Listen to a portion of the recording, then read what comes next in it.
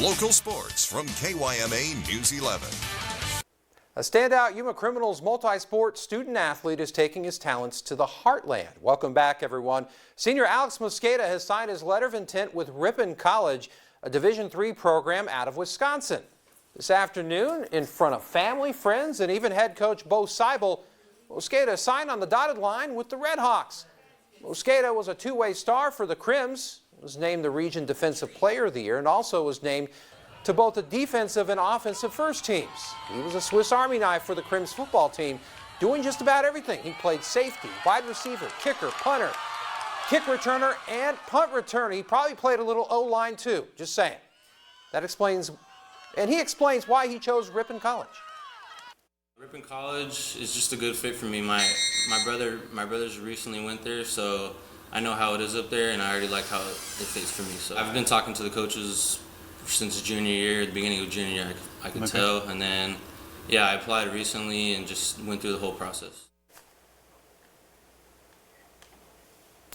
Mosqueda will head to Wisconsin this August and is expected to play safety for the Redhawks. With the Criminals, he had over 50 tackles along with 5 interceptions just this past year. Mosqueda isn't quite sure what he wants to major in just yet, and he says he'd also like to play a little wide receiver as well. We at News 11 Sports wish him the very best.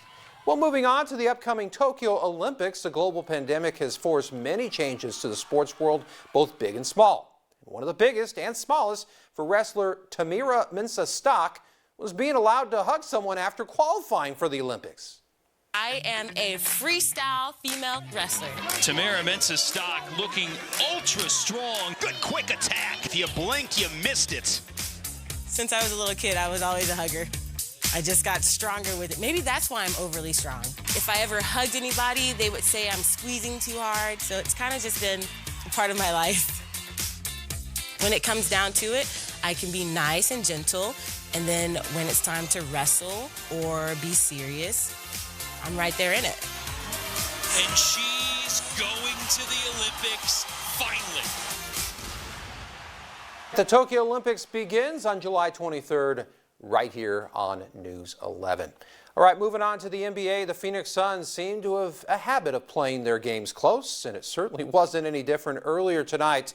We don't have the video, unfortunately, but there was close to an epic ending to the Suns 76ers games in Philly. If you saw it, you know what I'm talking about. They were up by 3. Phoenix was looking to close the game out, and after Chris Paul missed a free throw, big man Joel Embiid just basically flung it from the foul line, and it almost went in at the buzzer. Again, you're just going to have to try to check out that video wherever you can find it. Unfortunately, we can't bring that to you, but that was close to becoming a historic shot. But the good news for Suns fans, Phoenix survives and wins 116 to 113 up in Philadelphia. All right, the San Diego Padres trying to avoid the sweep against the Milwaukee Brewers earlier this afternoon. Top second, Dinelson Lamet cruising as he strikes out Jace Peterson.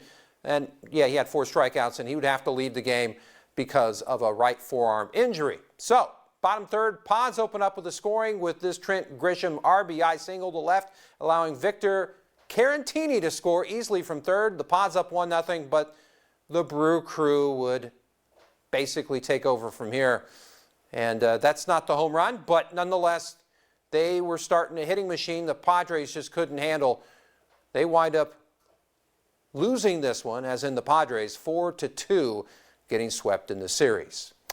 And finally, the special spring edition of FNL concludes this Friday with our special awards show. This is going to feature the best of the best in the Imperial Valley, if we can bring that full screen up. So we invite you to join Brando and myself for this week's awards finale. That's not it, but we know it will be it, coming this Friday. There it is right there, April 23rd. So again, join Brando and myself for that. All right, we're done with this interesting round of sports. Brando, back to you. Hey, I'm still looking forward to Friday. That doesn't change, Rob.